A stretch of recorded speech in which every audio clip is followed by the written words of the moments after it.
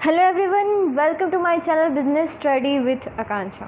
Previous video में हमने scientific management के दो प्रिंसिपल कर लिए थे। Now in this video we will learn about the new principle of scientific management which is cooperation not individualism. तो इस प्रिंसिपल ने टेलर ने कहा है कि किसी भी ऑर्गेनाइजेशन में कॉपरेशन मतलब सहयोग के साथ किसी भी काम को कंप्लीट करना चाहिए, ना कि असहयोग के साथ। ठीक है, ये प्रिंसिपल जो है हमने प्रीवियस प्रिंसिपल जो पढ़ा था, हार्मोनी नॉट डिस्कॉर्ड, मतलब हार्मोनी मतलब एकजुटता, एकमतता। तो ये इसी प्रिंसिपल का क्या है, एक्सटेंशन है। इस प्रिंसिपल के through according to this principle work must be carried on in cooperation with each other with mutual confidence and understanding for each other।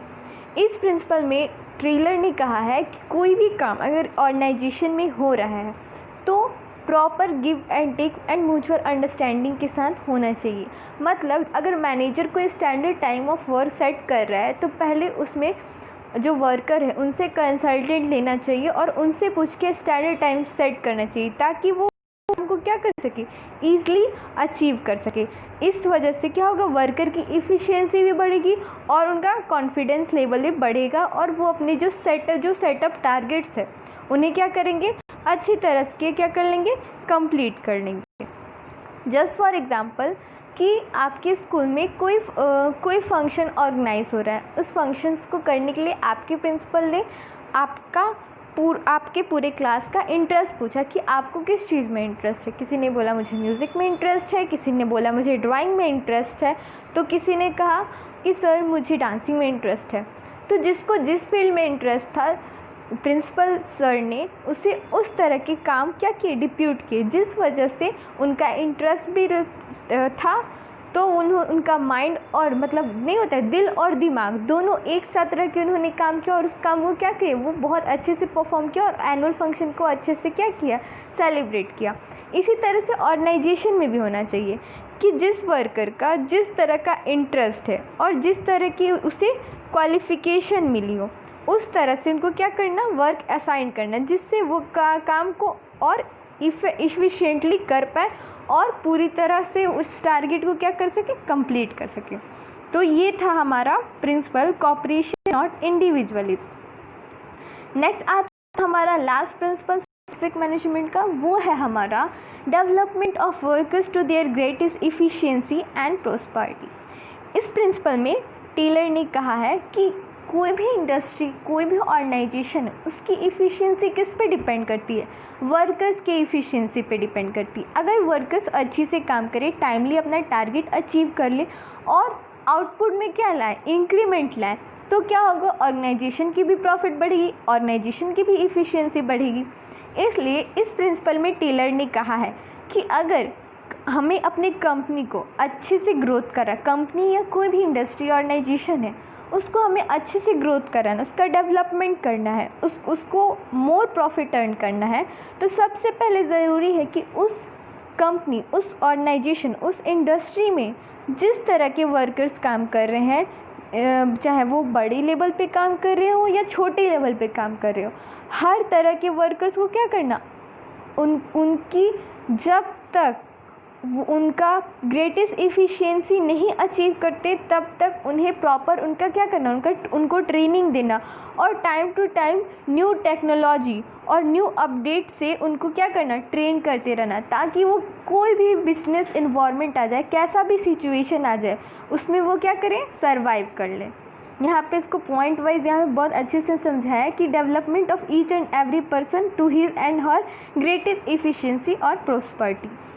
इसमें क्या है, workers training is essential, each person should be scientifically selected and work assign to worker should suit on his और her capability.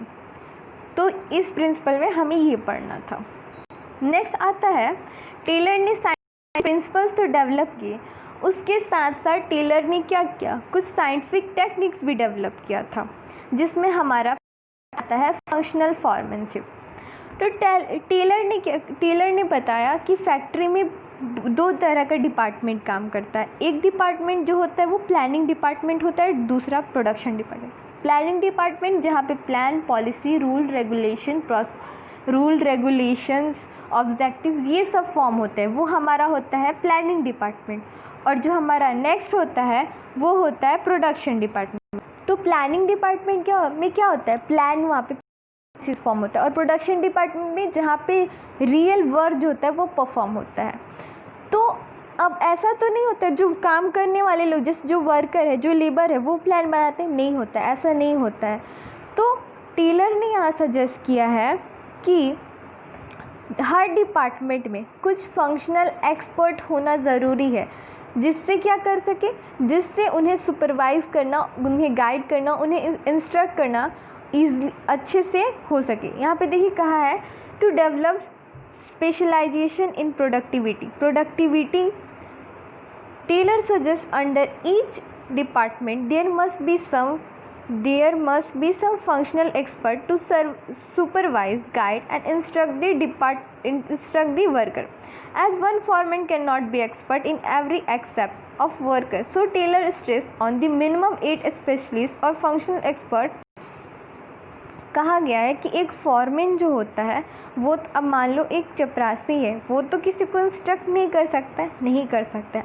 हर department में एक instructor की, एक supervisor की ज़रूरत होती है, जिससे वो कोई भी काम को अच्छे तरीके से करा सके। तो टेलर ने क्या सजेस्ट किया कि इस दोनों डिपार्टमेंट में मिनिमम 8 एक्सपर्ट्स होने चाहिए, जिससे क्या कर सके, उन्हें वो प्लानिंग डिपार्टमेंट के लिए भी बोला है, ध्यान रखिएगा इस बात को। उसने सिर्फ प्रोडक्शन डिपार्टमेंट के लिए नहीं एक्सपर्ट्स रखने के लिए बोले, टेलर ने क्या कहा है, टेलर ने कहा है कि प्लानिंग डिपार्टमेंट के साथ साथ प्रोडक्शन डिपार्टमेंट में भी फंक्शनल एक्सपर्ट का होना ज़रूरी है। तो उन्होंने क्या कहा है, उन्होंने कहा है कि मिनिमम होना ज़रूरी है। देखिए यहाँ पे इस फिगर के थ्रू आप लोग को बहुत अच्छे तरीके से समझाया है कि कौन कौन से वो 8 एक्सपर्ट्स होंगे प्लानिंग और प्रोडक्शन डिपार्टमेंट में। प्लानिंग इंचार्ज में होंगे, प्लानिंग डिपार्टमेंट में एक जो होगा वो इंचार्ज होगा, इस पूरे प्लानिंग डिपार्टमेंट का एक इंचार्ज होगा, उसके नीचे ये 4 होंगे। और उसी तरह प्रोडक्शन में भी प्रोडक्शन इंचार्ज होगा और उसके नीचे ये 4 एक्सपर्ट्स होंगे, जो सारे काम को उस डिपार्टमेंट में क्या करेंगे, ऑर्गेनाइज करेंगे, सुपरवाइज करेंगे, गाइड करेंगे और इंस्ट्रक्ट करेंगे। तो प्लानिंग में आएगा हमारा पहला रूट कलर, इसके बारे में हम आपको अभी आगे बताते हैं। पहले आप उसको एक बार अच्छे से अपने माइंड में बैठा लीजिए कौन कौन सा आएगा। पहला आएगा रूट कलर, दूसरा इंस्ट्रक्शन कार्ड कलर, तीसरा टाइम एंड कॉस्ट कलर, डिसिप्लिनियन। और प्रोडक्शन डिपार्टमेंट में क्या आएगा, gang boss, speed boss, repair boss और इंस्ट्रक्टर। तो आइए इस सब के बारे में जानते हैं थोड़ा डीपली। तो पहला हमारा आता है रूट कलर। रूट कलर को क्या करता है, ये जो करता है ये सीक्वेंस और स्टेप्स क्या करता है, फिक्स करता है कोई भी मैकेनिकल और मैनुअल जॉब करने के लिए। वो काम किसका होता है, रूट कलर का होता है कि ये किस लिए रिस्पॉन्सिबल होता है, कोई भी वर्क करने के लिए मैकेनिकल और मैनुअल, चाहे वो मैनुअल काम हो रहा हो या मैकेनिकल काम हो रहा हो प्लानिंग डिपार्टमेंट में, तो इसका वो स्टेप्स और सीक्वेंस क्या करता है, फिक्स करता है। सेकंड हमारा आता है इंस्ट्रक्शन कार्ड कलर कि ये किसके लिए रिस्पॉन्सिबल होता है, this foreman is responsible for giving general instruction necessary to carry on job in a special manner. किसी काम को एकदम स्पेशल मतलब कि विशेष तरह से करने के लिए ये क्या करता है, ये जनरल इंस्ट्रक्शन देता है कि इस काम को किस तरीके से करना है। नेक्स्ट आता है टाइम एंड कॉस्ट कलर। इससे तो जाहिर साफ हो जाएगा, टाइम मतलब समय, कॉस्ट मतलब क्या होता है, कीमत। ये क्या करता है, ये फिक्स करता है किसी भी काम को शुरुआत करने का और ख़त्म करने का जॉब।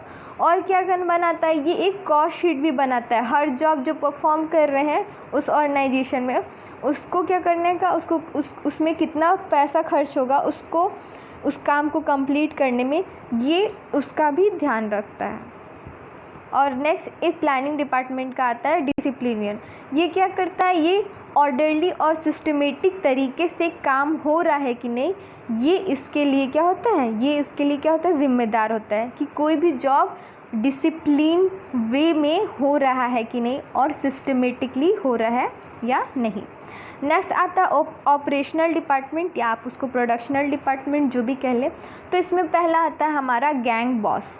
गैंग बॉस क्या करता है? गैंग बॉस जो होता है, इस डिपार्टमेंट में जितनी सारी चीज़ों की ज़रूरत होती है, ये सारे रिसोर्सेज क्या कराता है? अवेलेबल कराता है, जैसे machines, tools and other resources required for perform the job so that there is no delay, कि उस काम को करने में क्या हो, देरी ना हो और तुरंत ही वो काम हो जाए। तो इस चीज़ का ख्याल कौन रखता है? ये गैंग बॉस रखता है। और सारे रिसोर्सेज क्या कराता है? ये गैंग बॉस क्या कराता है? अवेलेबल कराता है। स्पीड बॉस स्पीड बॉस का काम क्या है? स्पीड बॉस का काम है कि कोई भी जॉब को कंप्लीटली क्या करा सके, टाइमली कंप्लीट करा सके। ये क्या किसका काम है? ये काम है स्पीड बॉस का। रिपेयर बॉस का क्या काम है? रिपेयर बॉस का है कि जो ऑर्गेनाइजेशन में जो प्रोडक्शन फंक्शन में जो भी मशीन्स यूज़ हो रहे हैं, जो भी टूल्स यूज़ हो रहे हैं, उसका प्रॉपर क्या करना, देखभाल करना कि उसे प्रॉपर रिपेयर की ज़रूरत है कि नहीं। This boss ensure that machine and tools are keep in good working condition, मतलब वो सही वर्किंग कंडीशन में है, यानी काम करने के लायक है कि नहीं, ना है तो उसे क्या करें, प्रॉपर रिपेयर करें। और लास्ट जो होता है वो आता है inspector. This boss keep a check on quality control of the output. और जो लास्ट में जो आउटपुट हमारा प्रोड्यूस्ड होता है उसमें, तो उसका क्या करें, उसका क्वालिटी लास्ट में ये क्या करता है, चेकआउट करता है। तो ये था टेलर द्वारा सजेस्ट किया हुआ फंक्शनल एक्सपर्ट।